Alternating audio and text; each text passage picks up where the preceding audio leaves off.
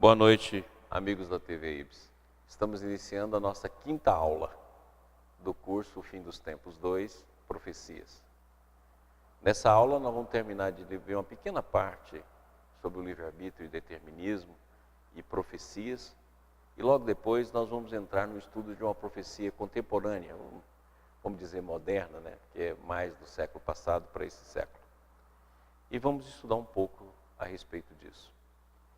Mas antes de iniciar, nós vamos ver um pequeno vídeo da nossa campanha contra o suicídio e vamos estudar um pouquinho hoje sobre solidão. Já mandei para alguns, né? Que ele ficou pronto muito no final do dia. E nós vamos ver o vídeo e logo depois a gente retorna. Vamos lá.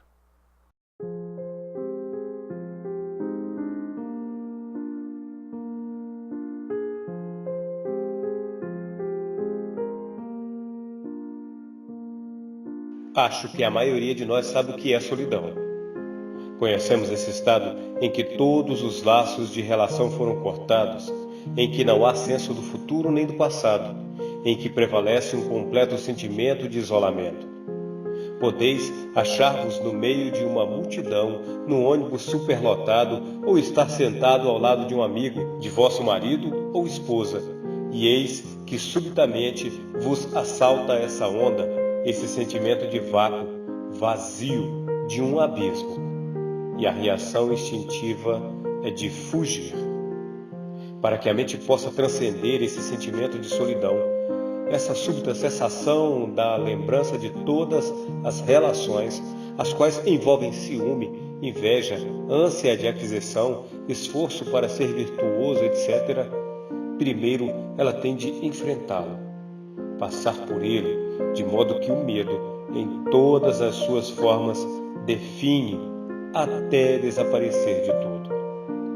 Onde não existe o medo, está a beleza. Não a beleza de que falam os poetas, aquela que os artistas pintam, etc. Porém, coisa bem diferente.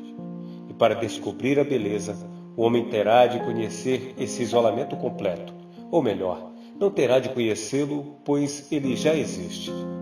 Vós fugistes dele, mas ele continua existindo e vos segue sempre. Ele lá está, em vosso coração e em vossa mente, nos mais profundos recessos de vosso ser.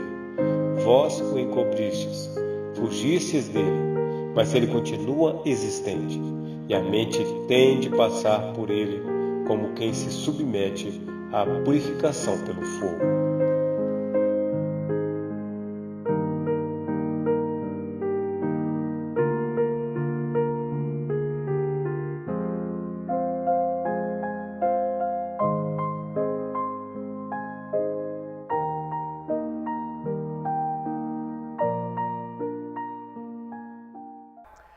Pessoal, então vamos lá. Vamos iniciar nossa aula. Eu peguei essas imagens aqui, gente, como se todas elas fossem a Terra. E as diferentes terras que a gente poderia ter escolhido e feito, né? Mas infelizmente escolhemos as piores aqui. Ainda tem uma preta aqui que eu não achei. Nós escolhemos o pior caminho coletivo, né? Então vamos lá. Lembra então daquilo que nós falamos na semana passada, né? Nós estudamos um pouco sobre o tempo, vimos uma visão nova sobre o livre-arbítrio, como ocorre isso nas camadas superiores do nosso ser, do nosso complexo psíquico, principalmente em relação ao sistema. E vimos esses versos do Eliot, né? Que fala que o tempo presente e o tempo passado talvez estejam ambos no tempo futuro, e o tempo futuro contido no passado. E nós vimos que isso é uma verdade, né? Quer dizer, realmente esses tempos se intercalam, e essa dimensão de tempo é só para quem está caído aqui nesse nível relativo, mas nós continuamos dentro do campo do sistema, só não temos percepção. Então vamos lá. Então nós vimos, né, que aqui estamos nós, a nossa personalidade, e já vimos que a personalidade é formada de força paterna, força materna, ambiente, encarnações passadas ou alma e o espírito. É ligado a esse campo, dentro do superconsciente, também do sub, tem os níveis de consciência. né? Os níveis de consciência que vai da consciência cósmica até as consciências espaços-temporais que aqui estão representadas. Então nós recebemos todo esse campo de lá. Mas essa informação que vem daqui passa pela mente coletiva até chegar na mente individual, através de diferentes campos que reagem um com o outro. E todo o processo vem do espírito. Então nós já mostramos isso aqui em outros slides dos nossos cursos passados, né? Então aqui está o espírito, do espírito vem o amor, por isso que o amor resume todas as leis e todos os profetas. Do amor nasce a força, da força nasce a consciência e o campo de informação, consequentemente aqui que está escrita a lei de Deus, conforme está lá no livro dos Espíritos. A partir daí, isso vai descendo até chegar e se transformar em arquétipos sublimes. A partir daí, esses arquétipos decimais transformam-se em arquétipos duais. Aí nós temos as ideias, nascem as ideias, das ideias então vai nascer o pensamento, e do pensamento fecha-se no pensamento mecânico que nós temos aqui. Naturalmente passa por várias dimensões, e uma das dimensões são os diferentes tipos de mente individual e mente coletiva. Mas primeiro na mente coletiva e depois para a individual. Próximo. Esse slide aqui, eu tentei mostrar que você pode conseguir, vindo do espírito, descer até as camadas mais profundas e chegar até nós. São quando você faz as escolhas felizes, ou, vamos dizer assim, escolhas progressivas. Eu coloquei aqui a mão para poder representar a ação, porque todo pensamento ele resulta mais tarde numa ação, e é exatamente pelas obras que nós somos julgados. Então aqui eu tentei ver todo o campo de vibração, descendo, passando pelo campo da consciência e chegando até nos atos corretos, ou sofrendo interferências, e sofrendo interferência e deturpando aquilo que estamos recebendo do Espírito. Isso acontece nos níveis das mentes coletivas ou individuais, aqui representada, por isso que eu coloquei aqui o fogo, né? Tentamos colocar o fogo para mostrar o quê? Que aquilo que vem do Espírito chega em determinado nível, vamos dizer que seja ali no nível do pensamento, seja no nível da ideia, seja no nível dos arquétipos duais, nós fazemos a opção contrária, baseada no padrão do passado, e aí sofre interferência, e essa interferência vai nos fazer, então, fazer uma ação que muitas vezes nos leva à dor, por isso o fogo, né? Porque, como diz o Balde, a dor queima, né? O ser aprende a não realizar o erro, porque o erro queima, gerando então o campo da dor. Próximo então. Aí nós vimos, né, que na verdade o nosso livre-arbítrio também, assim como a história, ele é bifonte, né? Tem um duplo binário. Esse duplo binário, a onda vai para o passado, onde ela interliga com todos os conteúdos vindo do passado, e vai uma onda para o futuro, e vê todas as possibilidades do futuro, sendo que nós continuamos no S, e o AS está contido pelo S, e o único tempo, né, entre aspas, que existe no sistema é o tempo do agora, o mundo absoluto. Próximo. Aí, nós vimos também que do futuro vai uma onda que absorve todo o campo da graça e todo o campo do sistema, e no passado acontece o mesmo. Mais um clique, por favor. Acontece o mesmo, fazendo então toda aquela onda, todo o canal. Então, quando nós decidimos aqui embaixo, todo esse processo já ocorreu. Por isso que, na verdade, nós não temos um livre-arbítrio, nós temos uma vontade, né? E essa vontade vai acontecer aquilo que nós já mostramos na aula passada. A vontade, então, gera o desejo, o desejo gera o sentimento, pensamento, pensamento a palavra gera o hábito, e vai, né? Até chegar no karma. Pronto. Próximo. E nós vimos, eu fiz questão de mostrar os vários infinitos, porque no sistema a gente vive vários infinitos, né? Que o sistema sempre é infinito e toda manifestação sistêmica ela é infinito, nova ou primogênea, em todas as direções. E eu fiz questão de colocar aqui, né, o infinito aqui, ele é aberto para mostrar que sempre é novo. Mas o nosso mecanismo sempre está recebendo algo novo, né? Ou algo que nasce da fonte da vida, como diz Jesus. Próximo. E aqui nós vimos então que gera as linhas do tempo.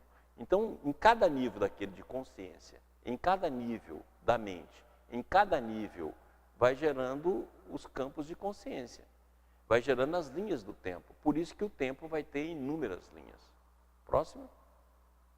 Aqui está representadas as linhas, ó. As várias linhas do tempo, os vários processos que formam as linhas do tempo e as várias linhas. Então o profeta vai ler essas linhas. Se for um profeta mais elevado, de uma mente mais superior, ele vai ver essas linhas aqui de cima. Se for aqui embaixo, ele vai ver as linhas menores. Mas cada profeta vai ver essas linhas. Próximo. E aqui nós temos uma palavra do Pietro Baldi, no livro Profecia, que ele diz o seguinte: nossa divisão entre passado, presente e futuro é apenas uma posição relativa a nós, dada pelo transformismo, condição necessária da evolução, que é a nossa lei. Então, muitas vezes, a gente tende a generalizar, né? Por exemplo, você pega determinados conceitos dos livros dos Espíritos e tenta generalizar ele, colocando ele em todas as direções. Você tem que tomar cuidado, porque cada campo que foi trazido pela espiritualidade superior, ele tem um destino. Então, se você pegar o livro do Espírito, ele fala essencialmente, em quase todas as suas passagens, da lei da evolução, da nossa lei, do nosso mundo, né? E não simplesmente daquilo que aconteceu antes dessas leis ou das leis que estão superiores a esse plano. Então a gente tem que saber de que nível nós estamos tratando. É por isso que eu falo, se você pegar o Baldi, ele vai fazer da lei total, tanto de involução como evolução. Se você pegar Rustem, ele vai falar da lei da evolução com uma variável, mostrando que a evolução tem várias variáveis, como tudo que acontece no universo, e você pode fazer uma evolução em linha reta moral. Se você pegar Kardec, ele vai discutir a lei da evolução. Por isso que está lá, o espírito foi feito simples e ignorante. Ou seja, a partir do momento que inicia o processo da evolução, que a gente inicia exatamente do espírito neutro, que é simples e ignorante. E em relação ao homem, né? Não em relação às fases anteriores.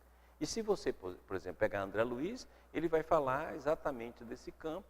Emmanuel já fala da obra de Rustem, fala de Ubaldi, já tem várias variáveis. Então você tem que saber que nível que você está estudando, em que lei que você está estudando. Seria a maneira como qual você pegar, por exemplo, a lei de Newton e você descartar a lei de Newton porque ela não fala exatamente aquilo que fala, aquilo que está na teoria da relatividade. Ou você descartar a lei de Newton porque você sabe a relatividade. Não. Cada lei no seu campo, e se elas forem unidas, nós temos um campo de síntese que favorece os vários movimentos nossos na vida. Certinho? Próximo. E aí o Baldi continua.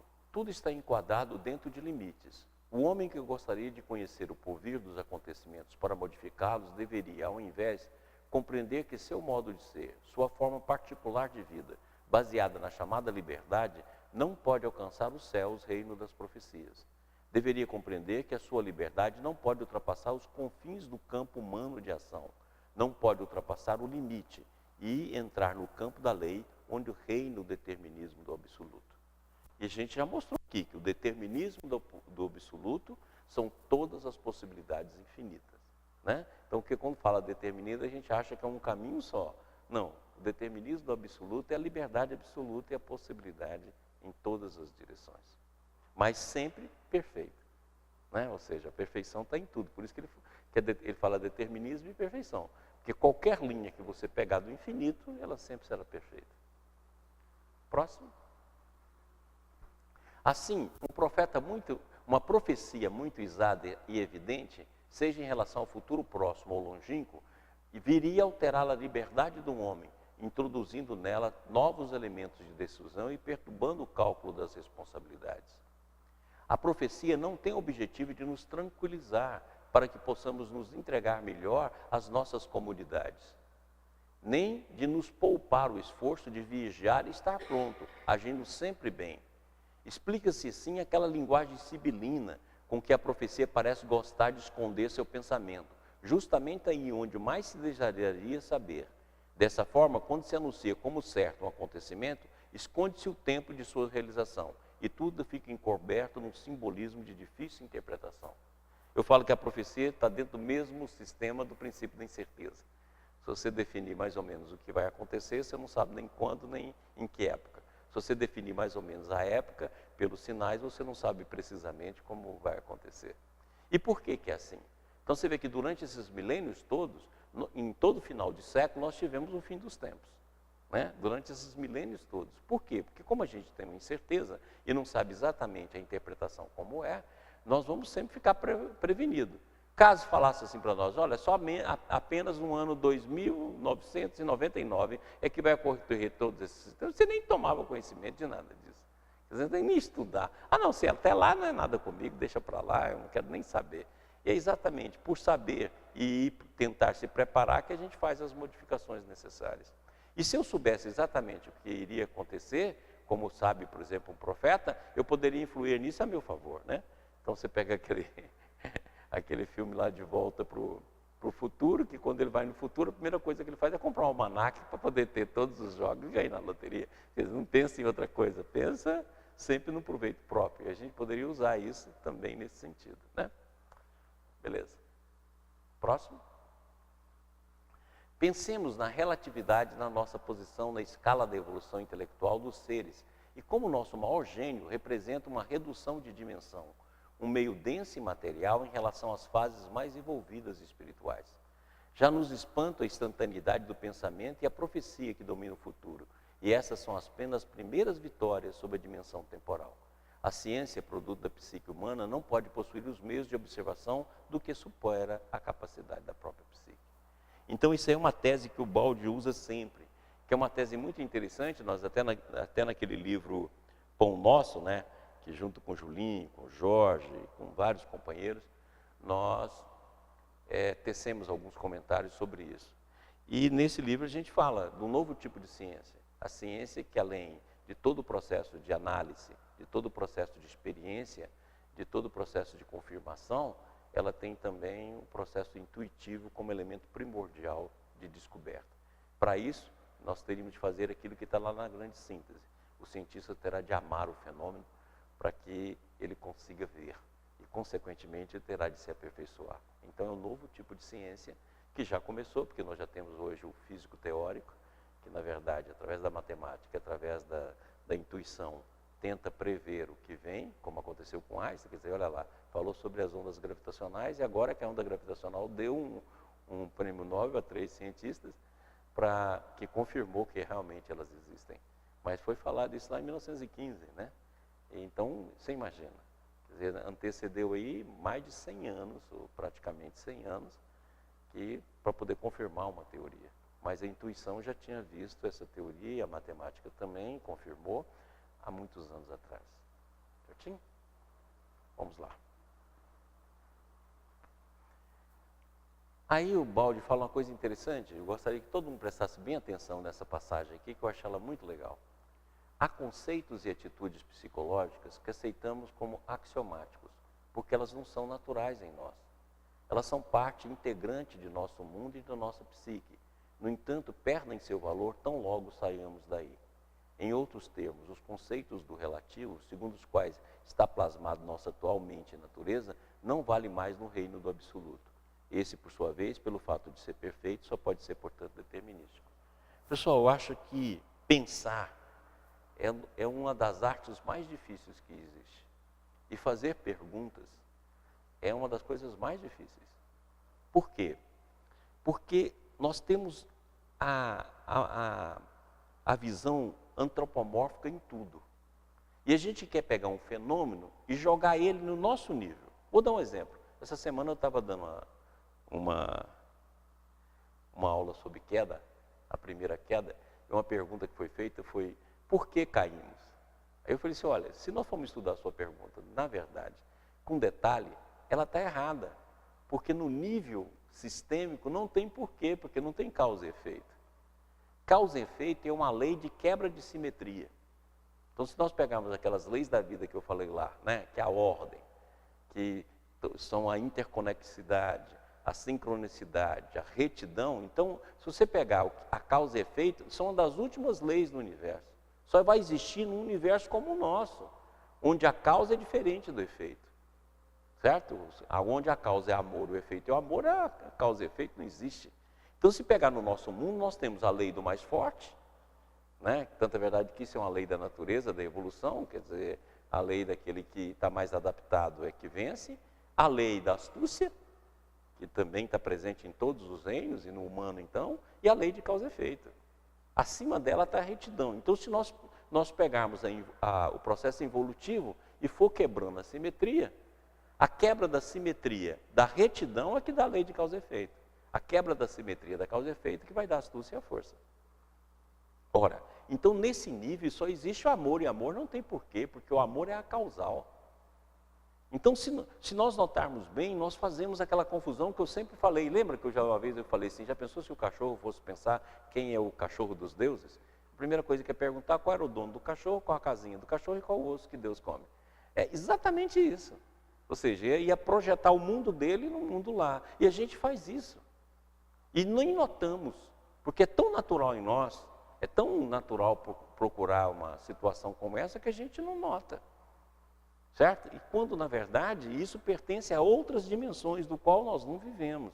E que muitas vezes se explica e procura se explicar para poder chegar ao nível mental nosso. Como o Baldi fez esse esforço gigantesco, como a obra do Chico fez esse esforço gigantesco. Mas, na verdade, toda vez que vai explicar dentro do nosso molde mental, nós estamos fragmentando. Eu falo a mesma coisa de você explicar física quântica para quem está ainda a nível de um selvagem. Você vai ter que fazer comparações muito próximas dele. Caso contrário, nem o mínimo ele vai conseguir entender. E essa é a dificuldade na transmissão de conhecimentos mais aprimorados para o nosso entendimento. Por isso que Jesus foi usar a parábola. Porque com a parábola fica mais fácil e ali pode ficar ali durante séculos e milênios até que a gente possa entendê-los. Daí a razão pela qual a gente inicia a Gênesis com a parábola, que é a parábola da criação e a parábola do princípio. E depois nós temos a parábola de Adão e Eva, porque são tudo parábolas. E você vê, com parábola a gente ainda levou ao pé da letra. Adão é um ser, Eva é outro, a gente levou isso ao pé da letra. Então você imagina a dificuldade. Próximo. Muito bem, chegamos numa profecia coletiva contemporânea. O que eu pensei? Como a gente está estudando como é que é o mecanismo da profecia, a nossa ideia foi fazer o quê? Fazer um estudo de uma profecia que aconteceu agora. Nós já fizemos vários estudos de profecias que vêm lá do passado. E se nós pegarmos uma profecia moderna? Uma que aconteceu no nosso tempo. E a profecia que eu escolhi foi Brasil, coração do mundo e pátria do Evangelho. Porque é uma profecia que, se nós pegarmos a partir de Chico, vai ser um livro escrito por volta de 1938. Certo? Pegarmos a partir de o Baldi vai falar isso antes e vai falar isso também no livro Profecias, que é depois dos anos 50. Ora, então, ela é muito... talvez não seria contemporânea, né? Mas por que eu chamei contemporânea? Porque tem muitas outras mensagens que nós vamos trazer e mostrar isso. Então, assim como nós tivemos várias profecias, nós também queremos mostrar que houve uma profecia muito importante. E nesse caso, uma profecia coletiva, igual nós estamos estudando. Não foi uma profecia simplesmente individual, mas uma profecia coletiva, da maneira que aconteceu em relação aos judeus e agora está acontecendo em relação a nós. Ou seja, uma profecia que mostra o destino superior que um povo pode seguir. Se nós vamos seguir ou não, não sabemos. Mas que nós vamos ter essa oportunidade. Vai chegar o momento exato onde nós deveríamos fazer as nossas ações nessa direção, irá fazer. Foi por isso que eu escolhi e, ao mesmo tempo, já começa a discutir a questão do Brasil. Certinho? Então, vamos lá. E essa profecia, como todas as outras, começa lá na época de Jesus. Olha o que Jesus fala aqui. Por isso, eu vos declaro que o reino de Deus será retirado de vós para ser entregue a um povo que produza frutos dignos do reino. Então você está lá em Jesus. E olha bem, o judeu, quando ele recebeu lá as revelações vindas dos profetas e de Moisés, ele soube conduzir aquilo muito bem. Quer dizer, eu acho que ali o povo judeu cumpria o seu destino. Mas na hora que veio o Cristo, nem tanto. Foram alguns, e aí todo esse evangelho teve que ser levado para os gentios, para que a partir daí chegasse até os nossos dias. Então, vamos dizer assim, os judeus cumprem parcialmente a sua tarefa. Se nós pegarmos os gregos com a filosofia, está claro? Ele vai cumprir parcialmente a sua tarefa, mas na hora que coletivamente vão lá e condenam a morte Sócrates, eles cometeram um erro imenso. Né?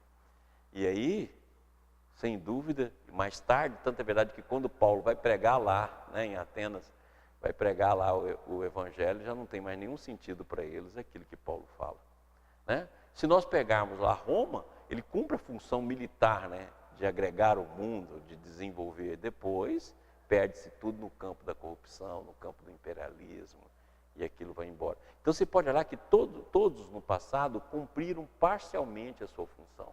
Se você pegar nos tempos mais modernos, a França vai lançar as grandes ideias ao mundo, mas ela mesma vai demorar a realizar. E demorar a realizar muito, né? Então você vê que sempre é parcial. E Jesus já tinha dito lá, ó, desde aquele tempo, por isso eu vos declaro que o reino de Deus será retirado de vós para ser entregue a um povo que produza frutos dignos do reino. Então você vai ver que essa passagem dita por Jesus exatamente ganha continuidade no livro que o Chico recebe, quando ele mostra que por volta do segunda metade do século XIV, Jesus vem com todos os seus emissários aqui e dá a ordem, então, para que seja transportado o Evangelho para o Brasil. Então, quer dizer, olha quanto tempo atrás, e olha que como essa profecia cumpriu em torno de 1.400, 1.500 anos depois de lançado o Evangelho. E olha o tempo que se esperou em todo esse processo para iniciar uma nova jornada, para que aqui fosse colocado o Evangelho do Cristo. Então vamos lá. Em Humberto de Campos, Brasil, Coração do Mundo, né, nós temos lá: Senhor, se esses povos infelizes que procuram na grandeza material uma felicidade impossível, marcham irremediavelmente para os grandes infortúnios coletivos. É isso que nós estamos vendo no nosso tempo agora.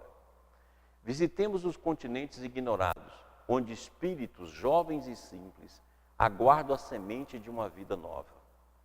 Nessas terras, para além dos grandes oceanos, podereis instalar o pensamento cristão dentro das doutrinas do amor e da liberdade.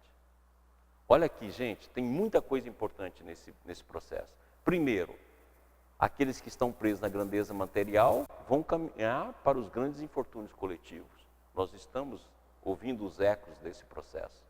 Depois, qual é o interesse na América? Plantar uma nova semente, uma nova ideia, um novo processo, um novo início.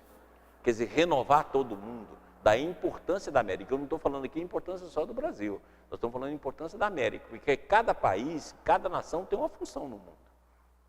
E uma função coletiva. Certo? E a gente destaca muitas vezes só as funções coletivas dos países mais conhecidos, principalmente europeus, né? Algumas vezes a gente fala lá dos asiáticos, mas cada nação tem uma função no concerto da vida. E o Brasil vai ter essa. E isso foi lançado as novas ideias no mundo. Por isso que significa esse momento tão importante para a humanidade. E olha, é amor e liberdade. Então o nosso trabalho tem de estar sempre isso em mente. Tem de ser amor e liberdade. Porque se eu falar em amor, eu falo em liberdade. O amor é a liberdade absoluta. Próximo. E aqui Jesus fala para Eliú, né? Que é o anjo Ismael de Portugal, né? E viveu também na época do Cristo, um pouco antes do Cristo. Aqui, Eliú, sob a luz misericordiosa da estrela da cruz, que é o cruzeiro, ficará localizado o coração do mundo.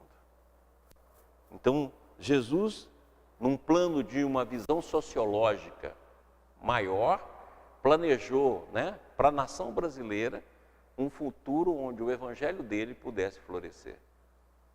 Então o evangelho foi plantado lá na Judéia, mais tarde ele foi reimplantado na França, com a codificação e com todo o movimento neo-espiritualista daquela época, porque nessa época também nós temos a teosofia, temos todo mundo tentando fazer uma síntese, né? E aí vem para as Américas. E aqui na América, aqui no Brasil, a ideia era implantar para que aqui fosse um país onde coletivamente nós pudéssemos viver uma experiência em torno do Evangelho.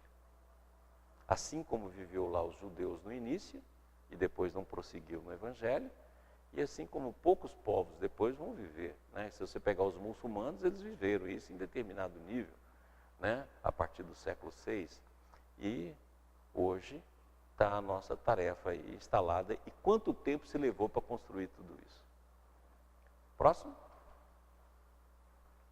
E continua Jesus: para esta terra maravilhosa e bendita será transplantada a árvore do meu evangelho, de piedade e de amor. De novo, amor e liberdade, piedade e amor. No seu solo dadivoso e fertilíssimo, todos os povos da terra aprenderão a lei da fraternidade universal. Por isso que a característica principal do nosso povo é miscigenar. Você vê, você não tem como definir o tipo brasileiro. Não tem como. O brasileiro pode ser de todos os tipos. Não tem como definir. Por quê? Porque a base da qual foi formado, já foi formado dentro dessa visão. Qual a ideia, então, segundo aquilo que a grande cita ensina? Formar uma unidade coletiva que esteja voltada para o evangelho e para a fraternidade. E quando eu estou falando em evangelho, eu não estou falando em religião. Eu estou falando do evangelho real, que desenvolve a religiosidade, independente das várias religiões. E, ao mesmo tempo, nós estamos falando de um movimento onde a fraternidade, a liberdade, o amor sejam os elementos principais. Daí a importância disso, né? Quer dizer, inclusive, no último Fantástico teve uma entrevista que eu achei interessantíssima, eu estava estudando esse tema, e no Fantástico fez uma entrevista com os coreanos que vieram para cá depois da Segunda Guerra Mundial. E teve um, já velhinho, um senhor, que ele falou uma palavra muito gozada, que ele perguntou para ele: e sua pátria? Ele falou: não, a minha pátria é aqui. Quer dizer, ou seja, já tinha assimilado tudo aquilo e aquilo passou a ser a pátria. E assim que deveria ser no Brasil, né? Quer dizer, todo mundo sentir que aqui é uma pátria que é dele, sem exclusão. Então, a gente tem de caminhar para isso, né? Todo mundo que vier para aqui sentir que aqui é a pátria dele, que não precisa sentir que é excluído, né? Seja quem for, rico, pobre, o que for. E isso eu acho que é um papel que nós temos de desempenhar coletivamente. Próximo.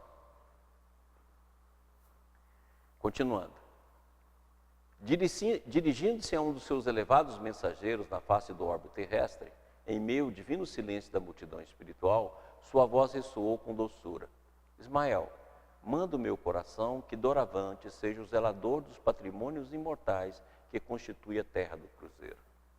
Então, assim como cada casa tem um pai, tem uma mãe, assim como cada grupo espírita tem os seus dirigentes encarnados e desencarnados, as nações também têm seus grandes sociólogos que dirigem os movimentos coletivos do globo, né? Grandes. Então, se você pegar lá, por exemplo, e muitas vezes a gente acaba transformando como se fosse santos, né? Igual falando Santa Catarina, né? São Francisco de Assis em relação à Itália, Santa Catarina em relação à Europa, e vários outros que nós colocamos o Rio de Janeiro lá, São Sebastião, né? Que fazem com que cada região dessa, seja um estado, seja uma cidade, seja um país, seja uma nação, ela tem o seu dirigente e tem o espírito pela qual dirige os processos em nome do Cristo. Ismael, então, é aquele que dirige. E nós vimos essa revelação ser confirmada, porque Ismael, as primeiras mensagens de Ismael vai dar em 1873, quando Bittencourt Sampaio, mais tarde Saião, o médio Frederico Júnior, né? Vão se reunir, primeiramente formando lá o grupo Confúcio, depois o grupo dos humildes, até chegar no grupo Deus, Cristo e Caridade, e mais tarde chegar no grupo Ismael, que vai ser levado para a federação e lá vai ficar como o grupo central de todos os processos medianímicos e de informação. E isso é muito interessante, porque lá que nós vamos receber as primeiras mensagens de Ismael. E aquele livro, né, editado pela Casa de Recuperação Bezerra de Menezes, um trabalho feito aí pelo Julinho e vários outros companheiros, que traz de novo o conteúdo dessas mensagens, que fazia parte do livro de Elucidações Evangélicas do Saião, as 100 primeiras páginas, e lá nós temos inúmeras comunicações de Ismael, e lá já fala da importância do Ismael dirigindo os nossos destinos. E aqui foi confirmado mais tarde pelo próprio Chico, ou seja, quase 100 anos depois, que nós estamos em 1873, e esse livro aí de 1938, 39. Recebe nos teus braços de trabalhador devotado da minha seara, como recebi no coração, obedecendo às sagradas inspirações do nosso Pai. Reúne as incansáveis falanges do infinito que cooperam nos ideais sacrossantos da minha doutrina, e inicia desde já a construção da pátria do meu ensinamento.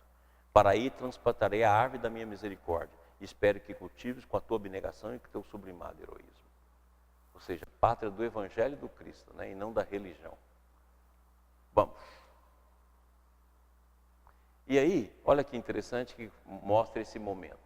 Guarda esse símbolo, que é uma bandeira branca, da paz, e inscreve na sua imaculada pureza o lema da tua coragem e do teu propósito de bem servir a causa de Deus. E, sobretudo, lembra-te sempre de que estarei contigo no cumprimento dos teus deveres, com os quais abrirás para a humanidade dos séculos futuros um caminho novo, mediante a sacrada revivência do cristianismo. E Ismael recebe o lábaro, que é a bandeira que o Cristo lhe dá, bendito das mãos compassivas do Senhor, banhado em lágrimas de reconhecimento, e como se entrar em ação o impulso secreto de sua vontade, eis que a nívea bandeira tem agora um insígnia. Na sua branca substância, uma tinta celeste escreverá o lema imortal: Deus, Cristo e caridade. Então isso passou a ser então a bandeira de Ismael no Brasil. Você vê que é trino, né? Então, vamos pegar a doutrina espírita, ciência, filosofia e religião, né? Então, na verdade, é uma síntese. E você vai pegar aí Deus, Cristo e caridade. De novo a síntese. E aí, ao mesmo tempo, se une ao lema, né? Que foi o lema central de todo o movimento inicial espírita, que é fora da caridade não há salvação. Né? Esse lema foi um lema importantíssimo, né? Desde os primórdios, né? da formação do movimento espírita. E ele une isso dentro de um processo muito mais vasto. E passa a ser, então, o lema. Então, você vê que o lema é de amor, o lema é de piedade e o lema é de liberdade. Não tem sectarismo. Né? E passa a ser, então, o lema de Ismael, e Ismael vai levar isso e vai construir e mandar os seus emissários, dos quais nós conhecemos alguns, né? Os emissários no campo da política, emissários nos campos religiosos, como foi o caso de Bezerra de Menezes, Bittencourt Sampaio, etc., que desenvolveram todo esse processo, Eurico Barçanufo, o próprio Chico, etc. Né? Então vamos lá. Agora, gente, eu separei uma coisa para vocês aqui, que isso eu tenho há muito tempo. Eu acho interessante que quando um pensamento começa a plasmar, ele surge sem ter nem porquê em tudo quanto é lugar. Então nós vimos aí o Cristo falando que vai transportar o amor, etc. Eu peguei para vocês alguns hinos. O hino nacional brasileiro, o hino da bandeira, né? O hino da independência. E vou mostrar para vocês como esse pensamento acabou sendo colocado lá. Pelos autores das letras, né? E confirmando aquilo que se vê. E a gente muitas vezes não vê isso. Então, desde quando eu conheço isso, porque é muito cedo, né? Eu já li esses livros tudo. Eu falei, gente, olha que interessante, né? Por quê? Porque o conhecimento ele vai chegar de todas as formas diferentes, não importa a maneira, mas ele chega. E a inspiração que vem sempre do alto, ele vai ali e se manifesta. Então eu trouxe isso aqui só como uma curiosidade, mas que eu acho muito interessante. Olha só, aqui é o hino brasileiro, né? O hino brasileiro tem uma história belíssima, né? Tem uma história, poxa, eu tive uma noite uma vez no Rio de Janeiro, com um companheiro que nos contou a história do hino todo. A história é belíssima.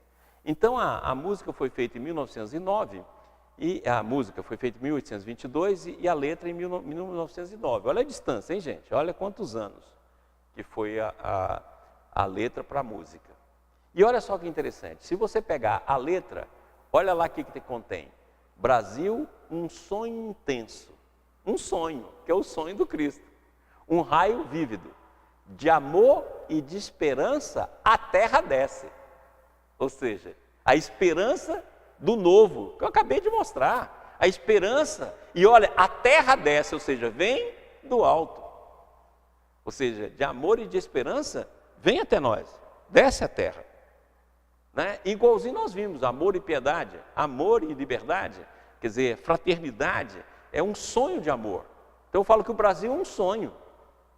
Que não pode dar errado pela violência, não pode dar errado pela corrupção, porque ela tem que dar certo pelo seu povo e não pelos seus dirigentes. É pelo seu povo, é o povo brasileiro que tem que dar certo.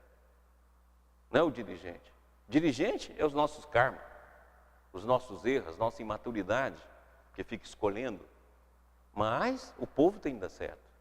Apesar de todo o movimento, o povo tem que dar certo. E aí eu acho muito legal, né? Olha lá, Brasil, um sonho intenso, um raio vívido, de amor e de esperança a terra desce. Se em seu formou do céu risonho e limpo, a imagem do cruzeiro resplandece. Olha a imagem própria que Jesus escolhe lá em 1400. Cadê? Onde é que fica o cruzeiro? Onde é que está definido? E foi vindo para a letra do hino brasileiro. Olha aí o cruzeiro. E olha o sonho. Então o Brasil é um sonho intenso. A gente gosta de falar assim, né? Deitar eternamente em berço esplêndido, para poder falar a nossa inércia. Mas a gente esquece que a gente é um sonho. E um sonho de uma alta espiritualidade. Poxa, então vamos acreditar nesse sonho.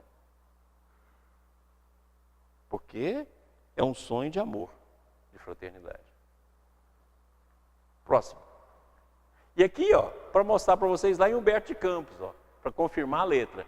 Jesus transportou da Palestina para a região do Cruzeiro, igualzinho eu mostrei no início da aula, a árvore magnâmica do seu evangelho, a fim de que seus rebentos delicados florescessem de novo, frutificando em obras de amor para todas as criaturas. Olha lá, para a região do Cruzeiro. Volta lá, por favor. Cruzeiro resplandece.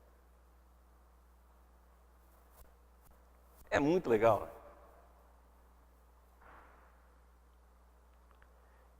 É muito interessante. Como é que chega isso, né? Eu acho que chega até em música sertaneja, não tenho certeza não, mas acho que chega. Vamos aqui. Vai. Mais um? E olha lá, de novo continuando na letra lá, né? O material a empregar nesse serviço não vem das fontes de produção originariamente terrena, e sim do plano invisível, onde se elabora todos os ascendentes construtores da pátria do Evangelho. Então vem lá de cima. Vamos lá voltar de novo no hino? Ó, de amor e de esperança a terra desce. Vamos lá de novo na mensagem? O material a empregar nesse serviço não vem das fontes de produção originária terrena, e sim do plano invisível, onde se elaboram todos os ascendentes construtores da pátria do Evangelho. Os destruidores são nossos, mas os construtores não, desce a terra. E você vê, está no nosso hino. É muito interessante isso. Eu acho isso muito legal. Próximo. E olha essa aqui. Essa letra é de Olavo Bilac. Né? E bom que o Olavo Bilac também vai escrever pelo Chico depois. Né? Depois de desencarnado. E a música é de Francisco Braga. Olha lá. Olha o que ele diz no hino a bandeira. Contemplando o teu vulto sagrado, compreendemos o nosso dever. E o Brasil, por seus filhos amados, poderoso e feliz, há de ser. Então, é o poder que vem do alto e a felicidade que vem da fraternidade. Olha só o que ele fala, compreendendo o nosso dever. Poxa, esse é o nosso dever, esse é o dever, o sonho que foi sonhado, né? Do qual nós fazemos parte, mínima, mas participamos do sonho. Né? E o nosso dever, nós temos que ter essa compreensão do dever. Agora essa daqui que eu acho muito mais legal, né? Olha lá, sobre a imensa nação brasileira, nos momentos de festa ou de dor, paira sempre, sagrada bandeira, pavilhão da justiça e do amor. Essa sagrada bandeira não é só essa daqui não, é essa daqui, ó, Deus, Cristo e caridade. Paira uma sagrada bandeira, porque ela é sagrada, veio dos altos planos espirituais, e de justiça e de amor, que é exatamente o compromisso, piedade e amor, amor e liberdade, fraternidade.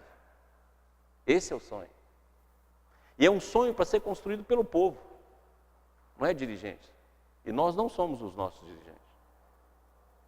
Agora, se nós olharmos para o povo brasileiro, a gente sente que a gente tem essa condição. Se a gente conseguir vencer a inércia, e se a gente conseguir vencer esse jeitinho brasileiro para o mal, essa corrupção, eu acho que nós temos todas as condições de fazer esse movimento. Porque a solidariedade, a fraternidade, a liberdade de crença, a comunhão, já tem no Brasil.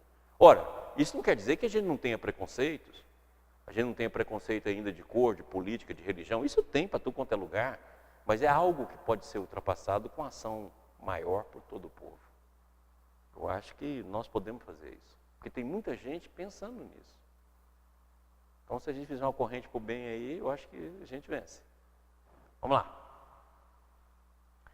Olha só que interessante. Ao lado do nosso amigo do Sintonia Moral, né? Aqui está a mensagem, Deus, Cristo e Caridade, 1874, Ismael já falava, né? Isso começou lá em 73, 74. O seu emblema, Deus, Cristo e Caridade, refugia agora nas penumbras, iluminando todas as coisas e clarificando todos os caminhos. As esperanças reunidas daqueles seres infortunados e sofredores faziam a vibração de luz, que então aclarava todas as sendas e abria todos os entendimentos para a compreensão das finalidades das determinações sublimes do alto. Olha bem, eu fiz aqui questão de grafar todas as coisas e todos os caminhos. Ou seja, para onde formos, nós devemos ter essa bandeira, Deus, Cristo e Caridade, como caminho a ser realizado. Porque ela não pertence a religião nenhuma, não pertence a nenhum grupo. É uma tarefa, é um sonho. Resumindo em 3 palavras, Deus, Cristo e Caridade. Próximo. E por último, olha que interessante, né? O hino da independência. Não sei se você sabe, mas a música é de Dom Pedro I, né? E o Evaristo da Veiga, que é o da letra. Aí fala, parabéns, ó brasileiros, já com garbo varonil, do universo entre as nações, resplandece do Brasil. Ou seja, né, o sonho de iluminar. Eu achei bacana essa parada, resplandecer. Porque a luz que vem do alto, a gente tem de resplandecer. Então, olha só, o conhecimento desse movimento coletivo chega em qualquer lugar. Chega em qualquer ambiente. Não precisa ser uma revelação, um hino, um canto. Chega. Ou seja, está no ar, né, como a gente costuma falar. Né? E traz essa revelação. Próximo. Agora a gente fala de Ismael, mas quem é Ismael? Né? Quem é esse anjo Ismael? Quando se fala anjo, significa que já chegou ao nível de mensageiro divino. Ou seja, um espírito já de alta hierarquia. Né? Quando se usa essa expressão. Já se chegou a esse nível. Então, quem é ele? Então, vamos ver quem é que cunhou Deus, Cristo e Caridade e é responsável por cuidar do Brasil. Vamos lá. O próprio Humberto de Campos, em Crônicas de Além Túmulo, ele encontra com o espírito de Pedro e faz uma entrevista com ele. E a entrevista, em determinado momento, a entrevista fala o seguinte: e quando a figura veneranda de Simão parecia prestes a prosseguir na sua jornada, inquiria abruptamente: qual o vosso objetivo atualmente no Brasil? Vim visitar a obra do Evangelho aqui instituída por Ismael, filho de Abraão e de Agar, e dirigida nos espaços por abnegados apóstolos da fraternidade cristã. Olha de novo a fraternidade e olha quem é Ismael. Ismael é filho de Abraão e de Agar. Está lá na Bíblia. Ou seja, aquele Ismael que foi filho de Abraão com a escrava egípcia Agar, é o anjo Ismael. Ou seja, de lá para cá, ele floresceu a sua evolução e chegou a nível de espírito de alta categoria espiritual. Né? É ele que é o espírito que dirige toda a nossa pátria. Certo? É Ismael e que vai ser filha de Agar. Então vamos ver um pouquinho dessa história. Tá bom? Vamos lá? Está lá em Gênesis, ó, 16, 1.6. A Sarai, ou Sara, né, mulher de Abraão, não lhe dera nenhum filho. Como tinha uma serva egípcia chamada Agar, disse a Abraão: já que o Senhor me impediu de ter filhos, possua a minha serva. Talvez eu possa formar família por meio dela. Lembra que isso é um costume da época. Abraão atendeu à proposta de Sara. Quando isso aconteceu, já fazia 10 anos que Abraão, seu marido, vivia em Canaã. Foi nessa ocasião que Sara, sua mulher, lhe entregou sua serva egípcia Agar. Você vê que ela era egípcia.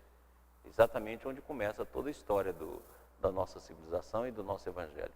E possui Agar e ela engravidou.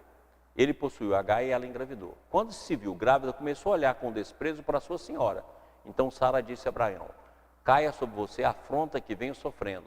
Coloque minha serva em seus braços. E agora ela sabe que engravidou. Despreza-me, que o Senhor seja juiz entre mim e você. Respondeu Abraão a Sara: sua serva está em suas mãos. Faça com ela o que achar melhor. Então Sara tanto maltratou Agar que acabou fugindo. Essas brigas a gente já conhece, né?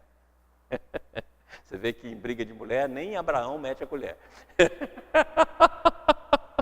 Você vê que o próprio Abraão, eu, e aqui não dá para me mexer, né? Vamos, você resolve aí, né? Em briga de mulher não tem jeito não, é melhor não meter a colher. Então, Abraão já era sábio, já sabia que não tinha como fazer, deixou a coisa acontecer, né? Vamos ver então o que acontece. E a Sara então vai embora. E olha só o que acontece, olha como é que Agar já é espiritualmente desenvolvida, já tem mediunidade desenvolvida, olha que interessante. O anjo do Senhor, lembra que o anjo do Senhor é o Espírito, né? Encontrou Agar perto de uma fonte no deserto, no caminho de Sur, e perguntou-lhe: Agar, serva de Sara, de onde você vem? Para onde vai? Respondeu ela: estou fugindo de Sara, minha senhora. Disse-lhe então o anjo do Senhor: volte a sua senhora e sujeite-se a ela. Disse mais o anjo: multiplicarei tanto os seus descendentes que ninguém os poderá contar. Olha os descendentes aqui, porque os descendentes de Ismael vai ser os ismaelitas, né, que é o ramo aí dos árabes. Mas você vê, essa multiplicação não fala só isso, porque o Brasil é a pátria de Ismael, né? Então quer dizer, multiplicarei tanto seus descendentes que ninguém poderá contar. Disse ainda o anjo do Senhor: você está grávida e terá um filho, e dará o nome de Ismael. Você vê que foi os espíritos que orientou o nome, porque o Senhor ouviu em seu sofrimento. Então você vê, foi lá consolar Sara. É muito interessante, né? O consolo, né? Entendendo a Sara e entendendo Agar e Sara, né? Porque as duas estavam sofrendo, né? Sara vai receber um filho, né? Que vai ser Isaac, que vai ser todo o pai da geração judaica, e Ismael vai ser a geração dos ismaelitas, né? O ramo dos árabes, e vai vir para o Brasil. Então eu quero que vocês olhem aqui uma coisa muito interessante. O povo que recebeu a tarefa e aquele que foi excluído é exatamente depois o que vai dirigir toda a ação do Evangelho. Deu aí para entender? Olha, então aqui está Abraão, né, Jacó, Isaac, né, que vão formar os patriarcas, né? Abraão, Isaac e Jacó, né? Então, se você vai pegar aqui, eles vão formar os patriarcas, vai formar todo o povo judeu que vai receber a primeira missão. E aquele povo que foi excluído, vai depois trazer o primeiro consolador, que Maomé fala que o islamismo é o primeiro consolador, e depois vem exatamente no Brasil cumprir a tarefa de ser uma nova nação dirigida por ele. Então você vê como é que as coisas se completam, né? Que a gente junta, quanta coisa interessante tem aí, né? Próximo.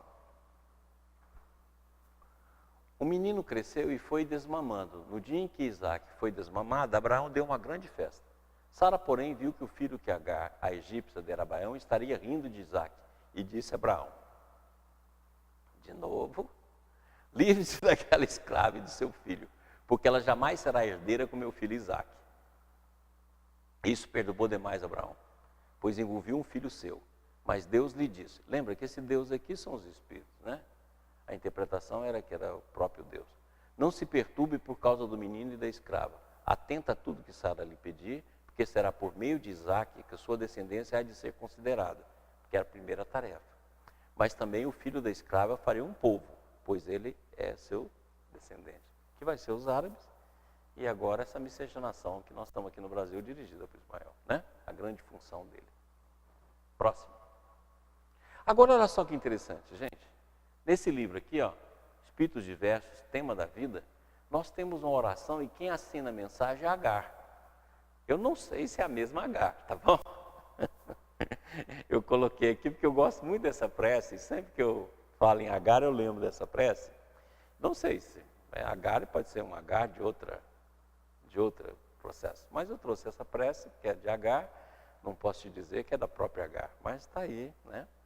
Para que a gente possa ver a prece. E a prece diz o seguinte: Pai de infinita bondade, sustenta-nos o coração no caminho que nos assinalaste. Infunde-nos o desejo de ajudar aqueles que nos cercam, dando-lhes das migalhas que possuímos para que a felicidade se multiplique entre nós. Dai-nos a força de lutar pela nossa própria regeneração nos círculos de trabalho em que fomos situados por teus sábios desígnios. Auxilia-nos a conter as nossas próprias fraquezas, para que não venha a cair nas trevas vitimado pela violência. Pai, não deixes que a alegria nos enfraqueça e nem permitas que a dor nos sufoque. Ensina-nos a reconhecer tua bondade em todos os acontecimentos e em todas as coisas. Nos dias de aflição, faze-nos contemplar a tua luz através de nossas lágrimas, e nas horas do reconforto, auxilia-nos a estender tuas bênçãos para os nossos semelhantes. Dai-nos conformação no sofrimento, paciência no trabalho e socorro nas tarefas difíceis.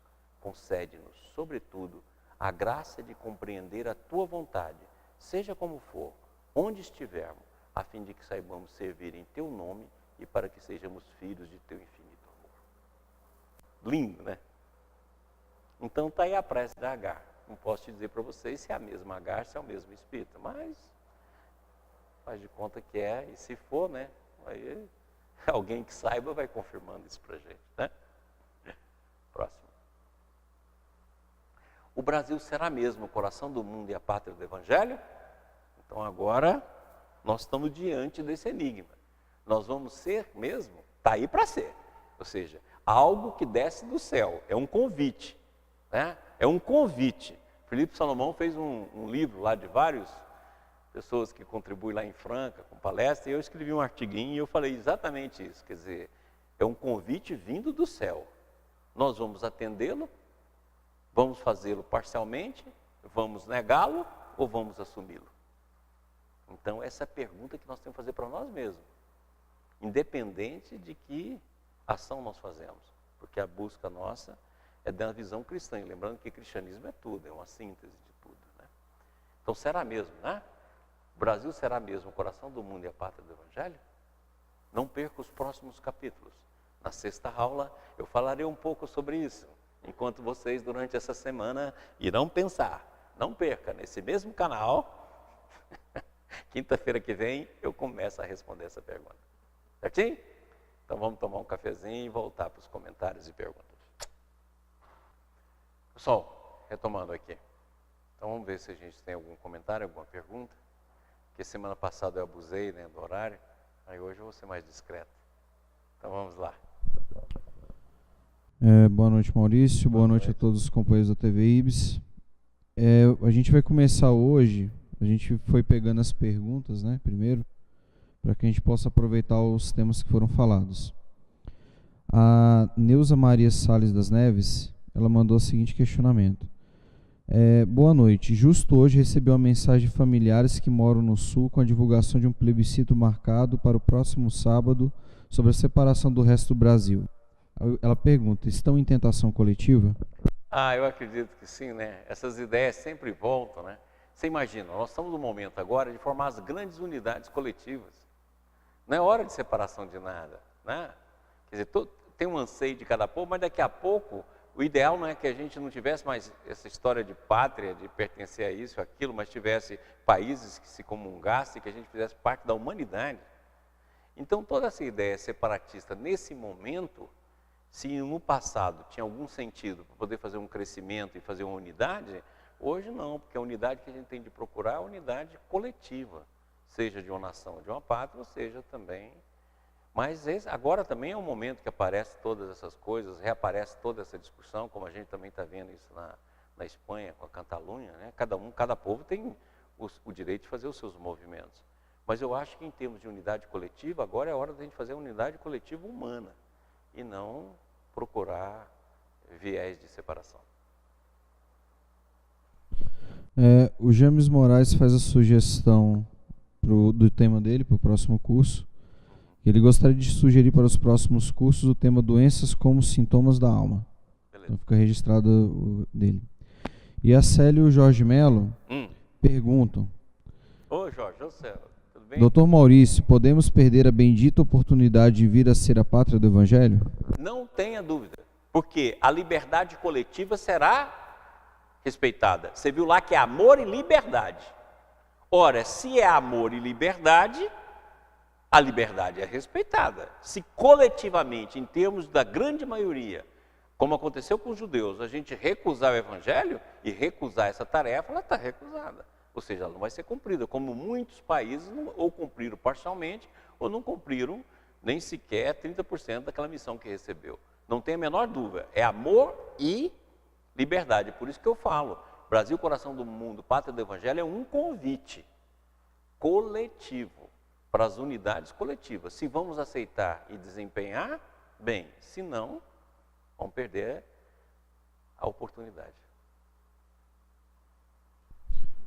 Bom, começar com as participações do e-mail.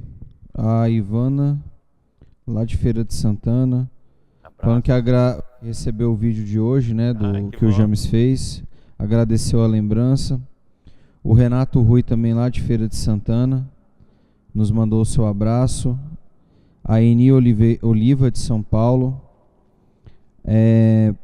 A Silvia Kraus, que é lá de New Jersey, agradecendo a aula por mais um curso, né? Está conosco hoje ao vivo. Ai, que legal, né? Registrar aqui diversas participações, tá? A Josiane, o José Eduardo, a Carla, perdão, a Eliane Nagano, mandando um abraço para você, para toda a família Ilibes. Obrigado. Fazia tempo que a Eliana... Fazia tempo que ela não participava. Não vê, né? Pode estar mandando também, a gente não viu. O Alain, o Maurício, seu xará, o Marcelo Silva de Cascavel também mandando seu abraço, o nosso querido Rafael. Ô, Rafael, abraço para você, amigo. O Maurício Bilhão, o Clóvis de Castro, a Sirlene,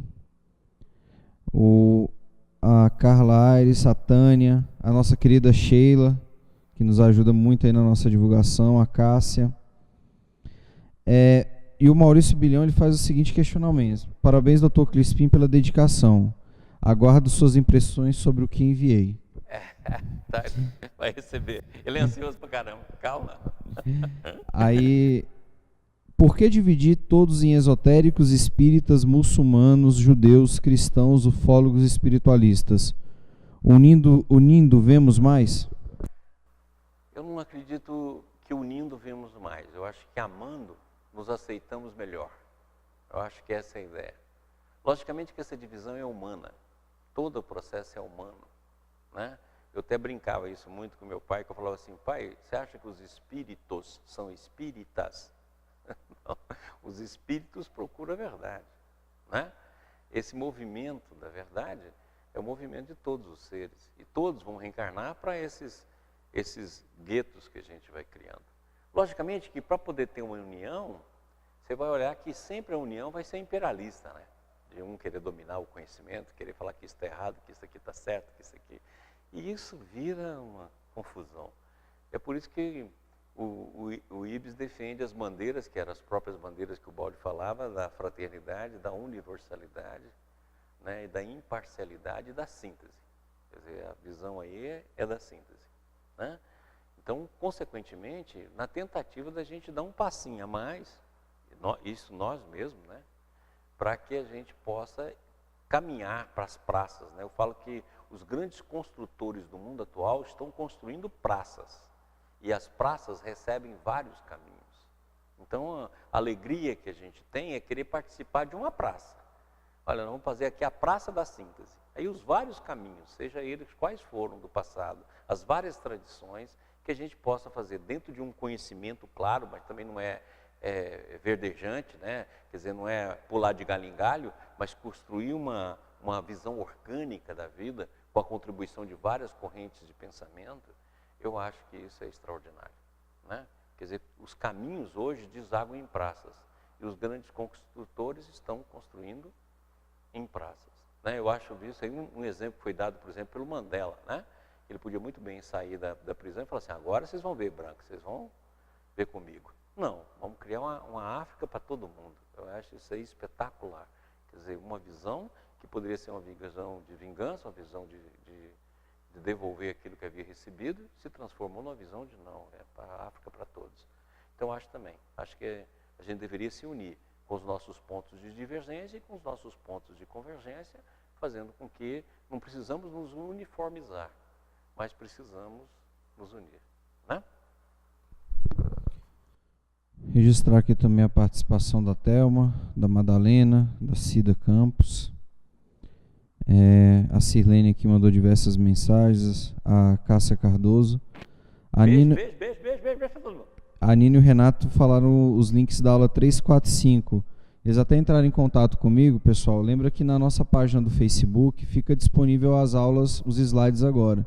Então, se você entrar na página do IBS, no link da aula ao vivo, e a aula que está hoje, a gente já disponibilizou com todos esses slides, tá? É só pegar no link aí do Google Drive, que você baixa todas as aulas.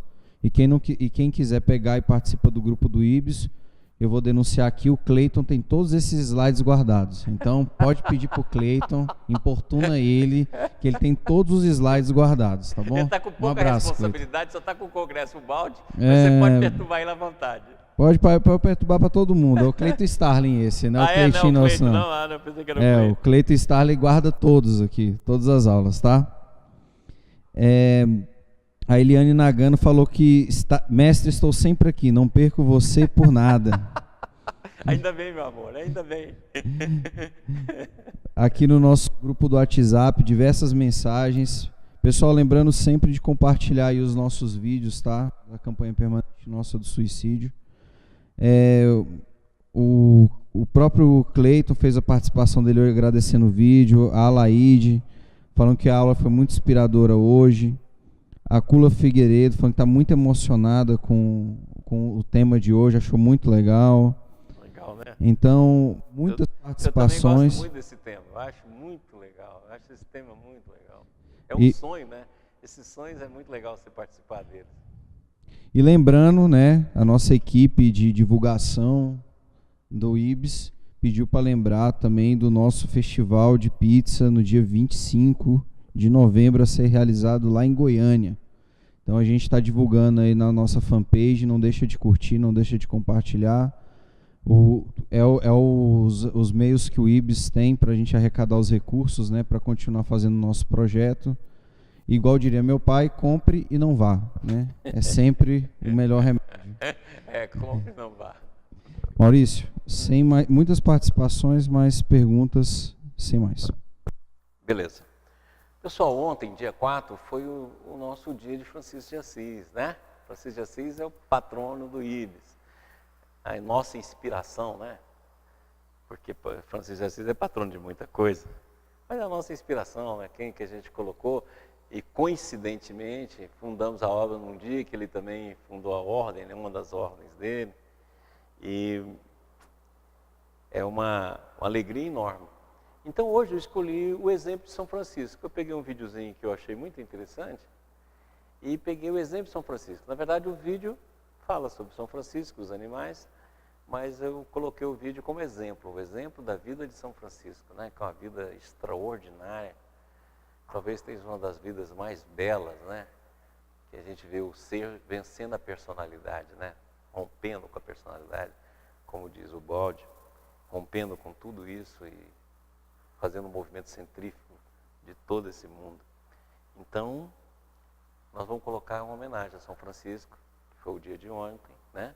Também foi o dia de Kardec, a gente tem que lembrar disso, né? Dia 15 é dia de Rustem, então vamos lembrar dessas coisas, porque favorece, né, a nossa união nisso aí. E semana que vem, continuo dentro desse tema, para a gente poder ver se a gente esgota um pouco mais, antes da gente entrar nas profecias do passado que fala sobre o presente.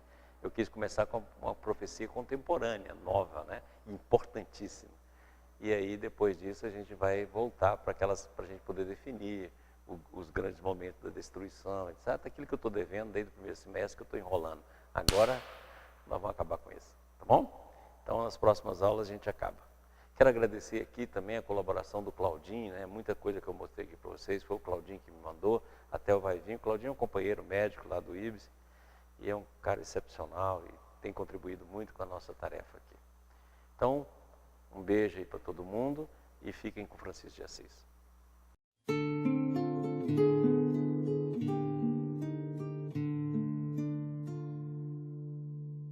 Senhor, fazei-me instrumento de vossa paz. Onde houver ódio, que eu leve o amor. Onde houver ofensa, que eu leve o perdão. Onde houver discórdia, que eu leve a união. Onde houver dúvida, que eu leve a fé. Onde houver erro, que eu leve a verdade. Onde houver desespero, que eu leve a esperança. Onde houver tristeza, que eu leve a alegria. Onde houver trevas, que eu leve a luz.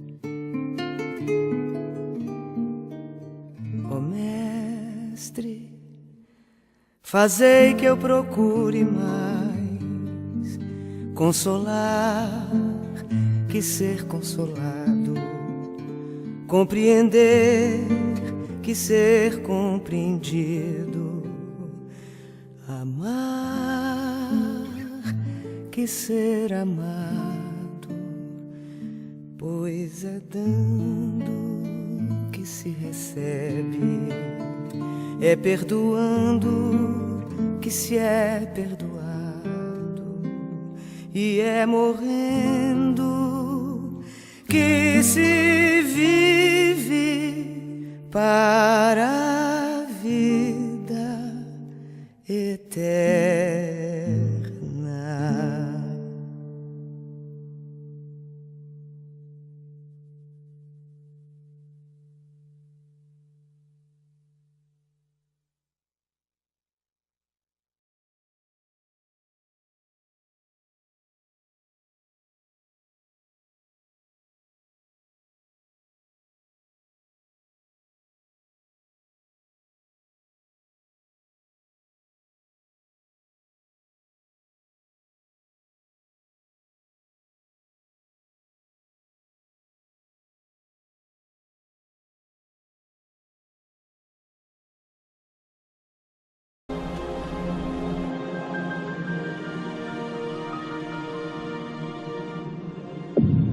IBS, Instituto Brasileiro de Benemerência e Integração do Ser.